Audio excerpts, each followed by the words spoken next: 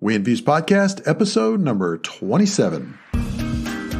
Welcome to the WeInfuse Podcast. My name is Dylan McCabe, and in every episode, we give you a behind-the-scenes look at the infusion center landscape, and we give you tips, tools, and a roadmap so that you can grow and sustain a successful infusion practice. And in this episode, I'm going to be interviewing Kaitey Morgan. She's the Director of Quality and Standards with the National Infusion Center Association, and we are going to be discussing the biggest challenge facing the infusion center landscape today. And we're not just going to discuss it philosophically. We're going to talk about real issues in the insurance world that are putting pressure on providers and patients. We're going to talk about some real scenarios and what the National Infusion Center Association is doing about it and how you can get involved. There's really good stuff in this episode. I think you're really going to like it. So let's just dive right in now to my discussion with Kaitey Morgan. All right. As I stated, we have special guest Kaitey Morgan on the show today. So Kaitey, thanks for joining us. Thanks so much for having me. I'm happy to be here. Absolutely. Virtually. You're right, virtually. And at the time of the recording of this podcast, we are all dealing with the COVID-19 crisis. And so Kaitey's at home. So if anybody hears dogs or doorbell or anything crazy like that, that's what's going on. We're all working from home. That's right. Well, Kaitey, we were excited to have you on the show. I know you've been on before, and you are working with the National Infusion Center Association. So I want to just give you a minute to kind of share your background and what your role is at the NI CAI before we dive into our big topics like the big challenges facing the infusion center world. Sure. So I have been with the NI CAI as an employee since January. Prior to that, I was involved in different capacities with advisory committees. I was on their board, and previously was just a fan, I guess you'd say. I've been a nurse for 12 years, pretty much always an infusion nurse. Initially, I did some inpatient oncology, which is very infusion focused as well. And then went to outpatient infusion. And most recently, prior to joining the NI CAI, I worked for an infusion management company as their director of clinical operations for their infusion sites across the country, really. Yeah, so you've got a really neat background as far as going. You've been an infusion nurse. You've been on the business side of it, working for an infusion management company. You really bring a neat background to the NI CAI. And since you were a fan, you felt that stirring inside of you to be a part of something big that made a difference. Kind of tell our listeners about your role with the NI CAI now.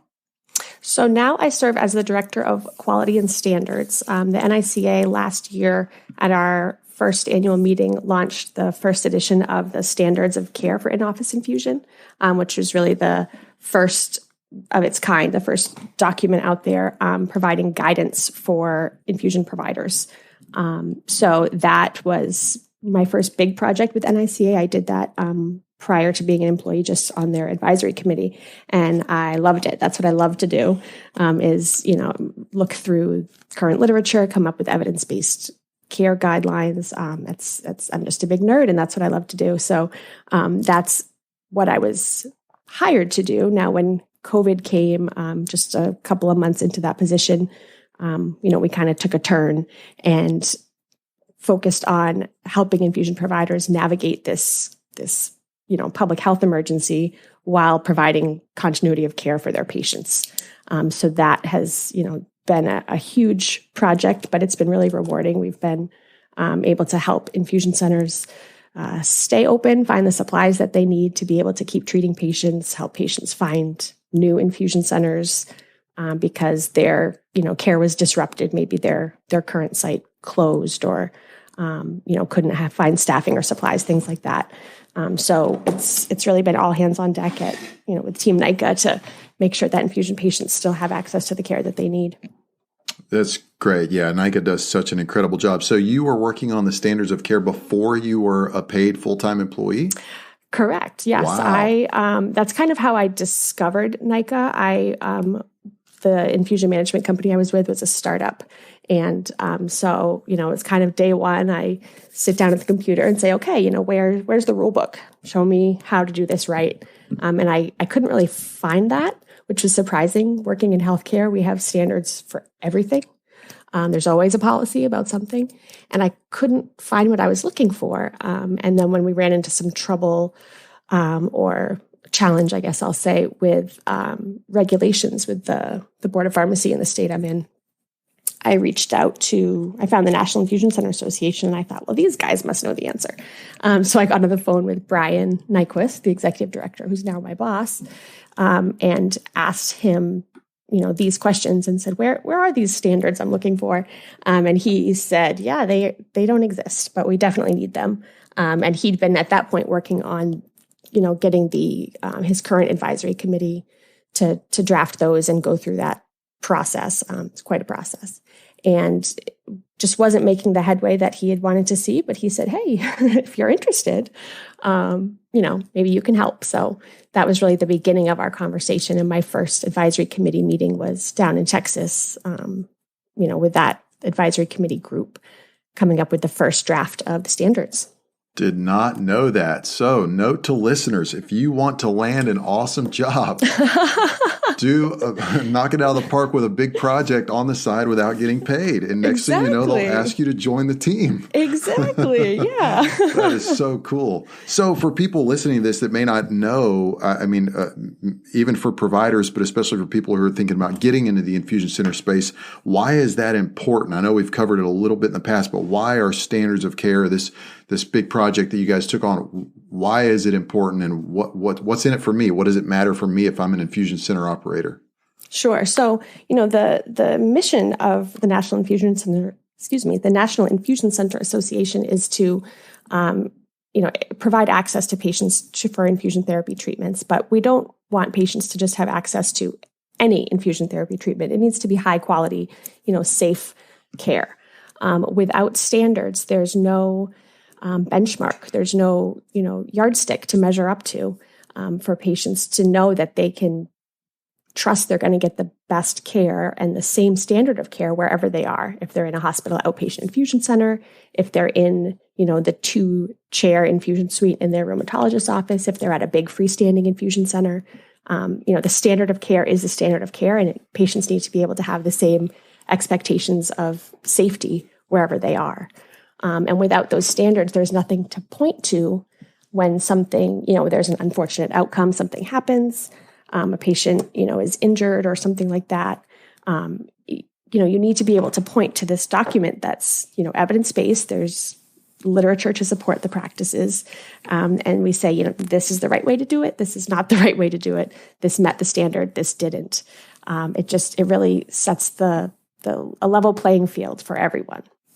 It's so good. And, I've been in so many infusion centers around the U.S. and seen so many different scenarios where it looked like they're taking great care of the patients and the nurses are happy and everything's clean and organized. And you can tell that the team that's, serving the patients there just really has everything, all their ducks in a row, and have great processes. And then I've seen it to where it looks like the patient's chairs are like, being hurt. It's like, I think of like cattle being herded in these tight quarters. All these chairs are smushed together, and there's a refrigerator right there. And then there's a sink. And I remember one time I saw oatmeal in the bowl in the sink, like leftovers. I mean, it's just like, it's so good to have standards of care and have somebody to say, this is what it should look like, and it should be really good. So it's just awesome that you guys took that on. And we can mention the website. I know a lot of our listeners are familiar with NICA, but we can mention the website at the end, make sure people know how to get in touch with you guys. But that's just great. So that got you heavily involved with NICA. And then leading into that, I'm sure you've just been inundated with what the hot topics are now. It's a constantly evolving landscape. So what are the big challenges facing the infusion center now, today in 2020? It's interesting. Before sort of being on the outside of NICA, I knew a lot about what they did as far as resource development, creating materials for patients and for providers. I knew a lot of that side of it, but a huge part of the work that they do is advocacy, especially legislative advocacy, but also, health policy advocacy. There are always, except for maybe at the peak of this COVID crisis when all the legislative committees and, no one's in session. So maybe the pressure's off a little bit, but are always threats to the infusion industry. These medications, particularly biologics, are amazing therapies. They're really effective for the patients that need them, but they're really expensive to produce. They're made from non-human cells. It's quite fascinating and quite expensive. So insurance companies are always looking for ways to, control their costs, which you understand. It makes sense. But they look at this class of specialty medications and they look for savings opportunities. They usually do it through what they are referred to as utilization management strategies. Some of them make sense and some of them really just end up creating access barriers for patients. So that is a lot of what the NICA team does is, identifies those challenges and then works to address them. So whether that's, letter writing campaigns, petitions, things like that to push back against these payer policies that make it hard for patients to get the care that they need and hard for their providers to provide that care. So for managers of infusion centers or people listening to this podcast, what's a big piece of advice you would have for them as far as this big challenge of how payers are manipulating the landscape and what it means to the patient and what it also means to the owner of the infusion center or the operator of the infusion center? What's a big piece of advice you would have for them? My big piece of advice and my big ask would be for them to get involved. Get involved with NICA. We're working on an advocacy action toolkit to make it really easy to get involved. We know how busy, I know firsthand how busy these infusion providers are, how much time they spend on the phone and, the administrative burden of pushing back against even just one specific, prior authorization request for one patient or one denial. So the thought of fighting the whole system, I think is very intimidating. And patients and providers just feel like they maybe don't know how to go about it. So NICA is working to make that a lot easier by developing this toolkit. Providers can sign up for our newsletters. And then when there is an issue that might affect them, one of the things with these payers is when one payer successfully puts in place a utilization management policy, then the others follow suit. So just because it's a policy in, say, Tennessee and is not affecting, the provider in Colorado, it doesn't mean they shouldn't sort of perk up their ears and pay attention.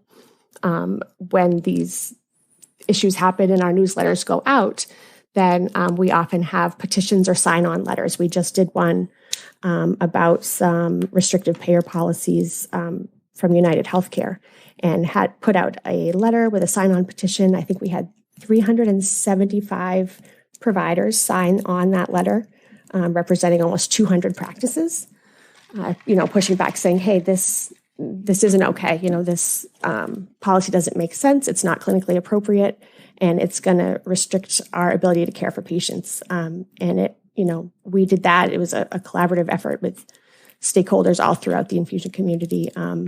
And that policy actually, they are not implementing that policy. So it works, but we have to get involved and you have to speak up. You can't just take for granted that someone else will fight those battles for you. Really you need to get involved, share your stories, share patient stories, really establish that human connection. It really does make a difference. Okay, so let me get this straight. There was a utilization policy that was going to be, that was going to come out from a major payer. Mm-hmm. And you guys sent a letter out to your list, to a lot of providers, said, sign the petition. We're going to take this to the key stakeholders in the insurance world and try to get them to not proceed with this thing. And then they relented from their decision? Yep. So there were 3 different parts of the policy that, we had concerns with. 2 of them, they said they were not going to implement anymore. And the third, they said they're not going to implement at this time and they'll revisit it. Basically, it's on hold until further notice. Wow. That's incredible because I see, the first thing that comes to my head is like a petition that comes across my newsfeed in Facebook. And right. And you think, okay. Yeah. It's like sign the thing, protect the dogs or do whatever. And you think, well, what is it really going to do? Right. If I sign this or there's some political, thing, but you guys are actually bringing about results that impact people's lives. And so can you share a story of a real incident, a real case study where some policy like this has come out, where you guys have pushed for it, or maybe it was too late and it came out and it negatively impacted providers and negatively impacted the infusion landscape, just so we can kind of take this out of the philosophical and give a real life incident of this? Sure. I mean, I think that's a really important question, because that is what we all want to shout from the rooftops, is that these are real patients, with real lives, livelihoods, families. It's not an abstract. It's a real person. In my years of bedside nursing, before I was more on the administrative side, I would hear from the patients that, this such and such medication was prescribed to me, but my insurance company won't pay for it. So I had to take this, that, the other thing. And in the process of a patient not being able to get the medication that they want, so say it's a prior authorization requirement, step therapy policies are especially harmful to patients. Sometimes they're called fail first policies. So patients have to try and fail multiple medications before their insurance company will cover the medication that their provider wants them to take. And that decision is made between the patient and the provider based on all of the lifestyle factors, all of the socioeconomic factors, everything that they know about that patient's situation. That's why they chose that medication. And then when a patient can't get it, they're forced to try and fail, which means suffering the symptoms of their disease for months or, years. And really, that's, not an exaggeration. There are step therapy policies that require a patient to try as many as, a policy I was just working on a response letter to yesterday requires patients to try 6 different therapies before they could receive this treatment for their, it was a plaque psoriasis indication. So each of those required a 3-month trial. So, how long is that for that patient to have to step through trying and failing these medications while their symptoms get worse before they can just finally get to that treatment that their provider chose for them in the first place? It just, and especially if you think about it from a cost savings perspective, it really doesn't make sense. It's really counterintuitive how forcing patients to try and fail equally expensive treatments sometimes can be a cost savings. Which is so crazy. I mean, no major service in life exists that way. Like, right? The water company doesn't go, well, we've got 6 variations of water. They're all pretty crappy. We've got one that works really well, but we don't want you to try that one yet. We know it's clean. We know it's processed the right way, but we got these other 5 that, we've cut some corners on how to keep the water clean. We want you to drink those first. Make sure you don't get sick first. Right. Or drink that one. Maybe you'll like that, that dirty brownish water. Maybe that'll be good enough for you. And then we don't have to waste, or use that nice clean water on you. Brian, our executive director, has an analogy he uses, which is just so appropriate to me. He said, it's like saying everyone has to drive a sedan unless you can try it and prove that it doesn't work for your family. You can't have a minivan. You can't have a truck. Everyone has to drive this car unless you can show why you shouldn't. That we would all think that's ridiculous. But that's what we're doing with healthcare. That's so interesting. And so, and it's easy to see from the patient side, but let's say for the provider or somebody who, maybe it's a provider that is thinking about starting an infusion practice. What does this mean for them? For the patient, it's clear they really get the raw end of the deal. But for the provider, so sometimes, let's face it, sometimes people are thinking, well, how is this going to impact my bottom line? Yes, the patient's terribly important, but how does this affect, the dollars and cents area of my business? So it's kind of one and the same for providers that are offering infusions, because the dollars and cents do affect their patients. Another utilization management strategy we see a lot of really ties providers' hands on where they can get the medications from. They require that they're, obtained from a certain pharmacy, a certain specialty pharmacy, maybe a specialty pharmacy owned by that insurance company, oftentimes. And the soft costs, the administrative burden of going through that procurement process, a provider would have to hire another full-time employee just to manage that in order to, have it be successful and not create any treatment delays for patients, which they can't do. They can't afford that. And so if they can't afford to offer infusion services, then they won't be able to offer them anymore. And so patients, have to find somewhere else to go. So if this is a widespread problem, you run out of treatment locations for patients pretty quickly, because there are some therapies that are, appropriate to be given, maybe self-injections or home infusion, but certainly not all of them. A lot of these treatments really require close clinical monitoring. That's best done in an office-based setting. So if a provider can't do that and, remain financially solvent, then they won't be able to offer that service, and patients will have even less access to care. So if I understand you correctly, will some of these utilization management strategies affect whether the provider can offer biologics and bill, as far as like a buy and bill scenario versus a specialty pharmacy scenario? Right. Yep. Gotcha. Because the buy and bill scenario, providers can purchase the medication, have it in stock on their shelves, ready to administer when the patient's ready. Specialty comes from a specialty pharmacy for that patient. There's also a huge amount of waste associated with specialty pharmacy. If a patient is prescribed a new treatment and they need their loading doses, so they usually get maybe 3 doses fairly close together, a few weeks apart, before they space out to their regular every few months infusion. A lot of times the specialty pharmacy will send those first 3 doses together, and they'll be administered over a period of like 12, 14 weeks. If the patient receives that first infusion and then, can't tolerate it, maybe they have an allergic reaction, or, they move away, or any number of things interrupt that loading dose and make it so the patient's not going to get the drug anymore, that drug can't be used for another patient. It can't be returned. The patient can't get a refund.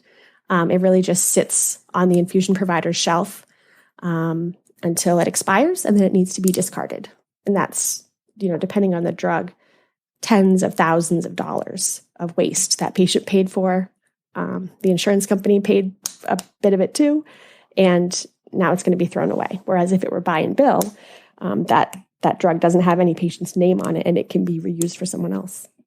That is so interesting. So, I got to keep it simple for me, since you're an expert in my eyes compared to what I know about the infusion center landscape. But what it sounds like you're saying is, at the outset we said, what's one of the biggest challenges facing the infusion center? And it sounds like to me you're saying there's healthcare policies that are coming out. They are affecting the way what patients can receive, what their out-of-pocket cost is, whether or not they can even receive the drugs. And then on the provider side, it affects whether or not they can get the drugs via specialty pharmacy or have a buy and bill scenario where they buy from a manufacturer, administer the drug, and then bill. So it's impacting everybody. It's impacting the provider financially. It's impacting the patient as far as just quality of life in general. So this is a big deal, and the insurance companies are making providers jump through a lot of hoops to get this stuff done. And I've been in enough infusion centers and talked to enough office managers to know that it's impossible to stay on top of all of the changes, and every payer does it a little differently. And it's almost like if you don't have somebody just full time staying up to date with what the changes are and how to navigate these changes, you're just going to get left behind. Absolutely. And, there's another piece for providers. It's not just financial, for sure, but providers went into their fields to communicate with patients, learn about their situation, and come up with a plan, right, to help that patient get back to their optimal health state. The sort of buzzword is shared decision making. So the patient and the provider get together and come up with a plan. And study after study shows that is essential for, skipping many steps, that's essential for better patient outcomes. But to kind of walk through it step by step, if they make the plan together, then patients are more likely to stick to the plan, which just makes sense. Any parent will tell you a plan you come up with your child, they're more likely to follow it, right?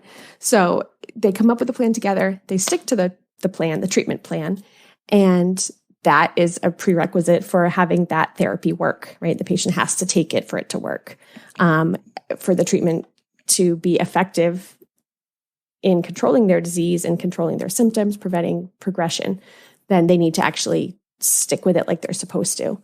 And then that is going to contribute to better health outcomes, a decreased economic burden of disease.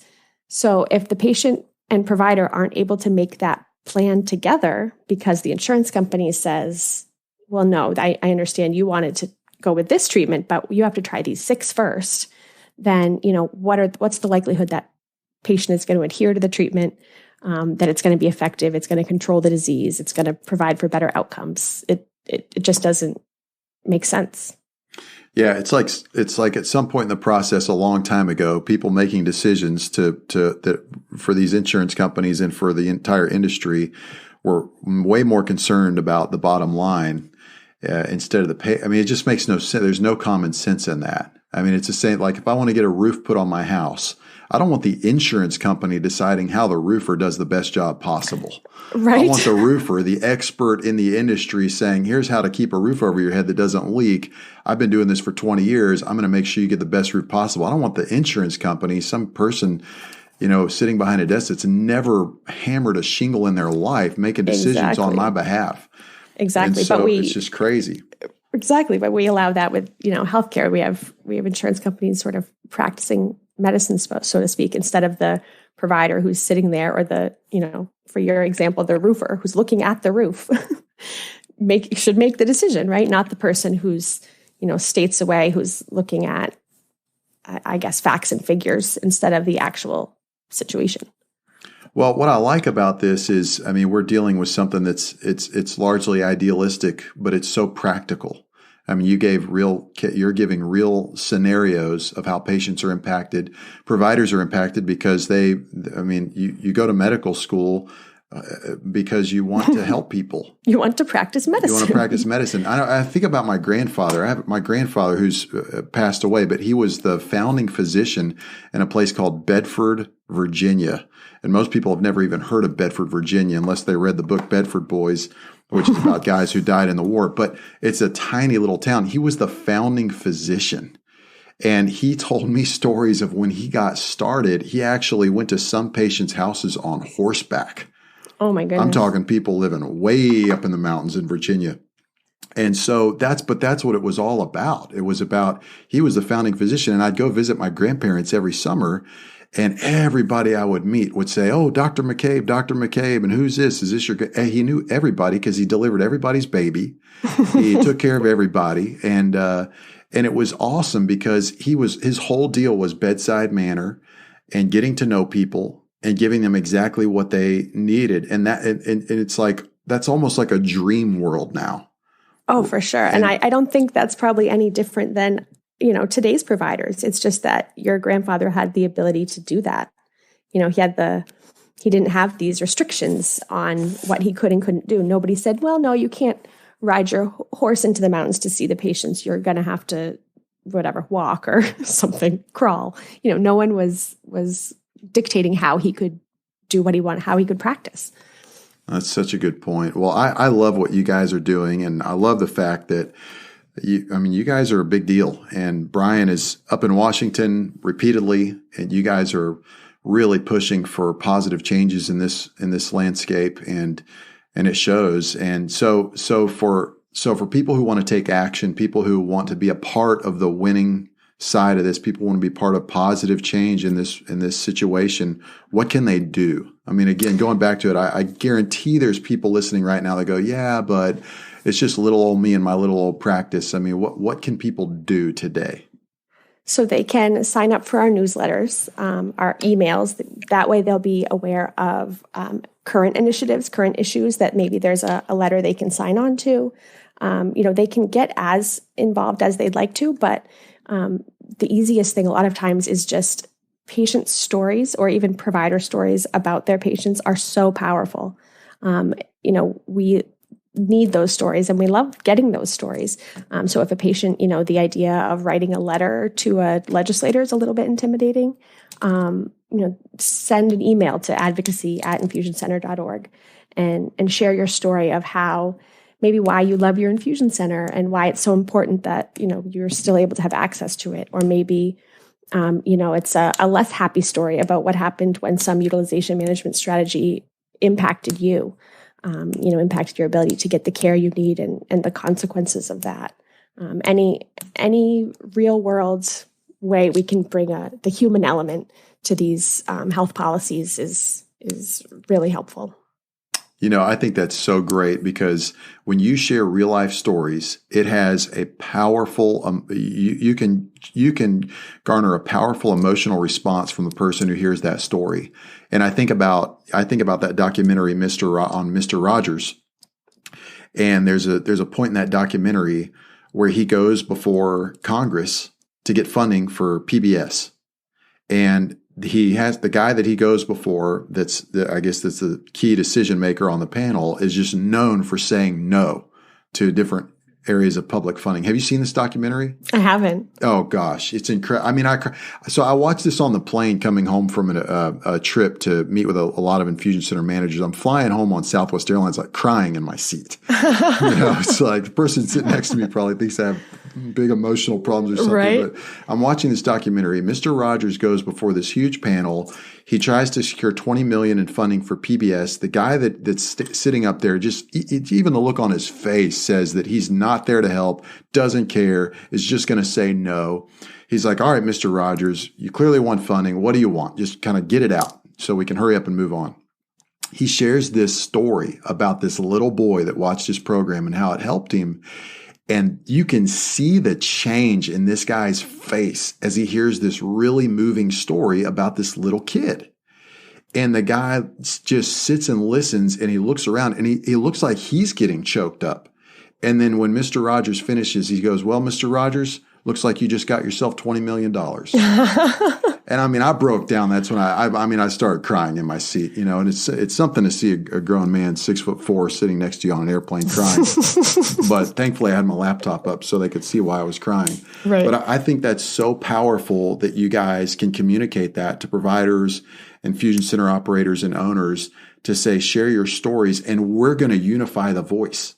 We're going to amplify that. We're going to be your megaphone, and we're going to take this unified front to key decision makers in the big world of healthcare, and we're going to actually make things happen. And you guys are doing it. So I just want to encourage anybody listening, if you haven't done so already, definitely get involved. Go to infusioncenter.org. They've got tons of great free resources that they've worked on and worked diligently to put together. And they are on the front lines. I mean, this is not a small thing that we're talking about here. You guys are on the front lines. I already mentioned Brian going to Washington, and nobody knows more about what's happening as far as policies than you guys do. So I just want to challenge anybody that if you haven't gotten involved, get involved. Be a part of the positive movement here, and real life change can occur. Absolutely. We say we're the nation's advocacy voice, but we're your voice. And so we need your involvement. We need to hear what's happening to you, what's impacting you, your stories, your challenges, so that we can, use the collaboration that I say we, because I'll take credit for the last 10 years of NICA building these relationships. We can use that to really protect, preserve, expand access to infusion for patients who need them. Well, that's great. Well, everybody listening, you've heard from Kaitey Morgan, Director of Quality and Standards at NICA. You can connect with her on LinkedIn, and you can also just check out their website and go to the team page to see the rest of the team. And I know Reese and Brian are also putting stuff out on LinkedIn about these changes that are affecting the buy and bill situation for infusion centers. And you guys are at the tip of the spear with all of this. So, Kaitey, thanks so much for joining the show. Well, Dylan, thanks so much for having me.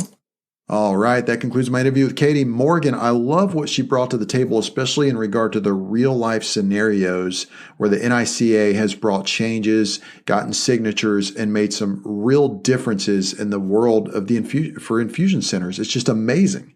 And so if you want to learn more about that, definitely check out infusioncenter.org, and you can get involved and be on the front lines of fighting the good fight for infusion centers. And also, if you want to learn about how to take your infusion center to the next level, especially as a lot of people are working remotely and go from multiple tools and multiple methods of communication and project management down to one tool that's tailored designed for infusion practice, check out WeInfuse.com. Head on over to our website, and you can schedule a discovery call or a software demo with one of our account executives. You will be blown away at how much WeInfuse software will simplify your practice. Or if you're thinking about starting an infusion practice, you can have an expert looking over your shoulder, and you can talk to us about consulting. We've consulted with infusion centers and startups around the U.S. and helped them start and grow successful infusion practices. Just go over to WeInfuse.com and you can schedule that discovery call now. Thanks so much for joining us in another show. This is Dylan McCabe with the WeInfuse podcast, and I will catch you in the next episode.